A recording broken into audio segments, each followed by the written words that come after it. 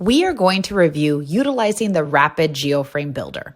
This feature makes it easier when you are needing to draw several geoframes.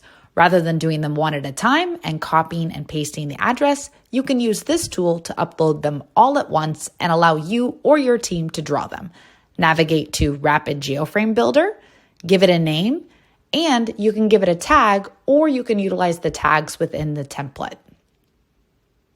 Let's take a look at the format. Notice that I can use different date ranges for each location that I'm uploading. So for example, if you have several conferences or events which take place on different dates, you can set that up here. You can also add a tag or notes. Now you're ready to upload. Then click upload, and now they are processing. Let's take a look at what it looks like to begin drawing them. Navigate to the right and click process. Now I have my entire list of geoframes ready to be hand drawn. I can click on any of these and begin drawing.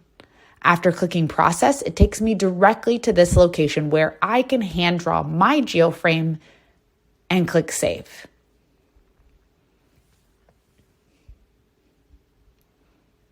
Now that one is complete, I can continue with the rest of my list.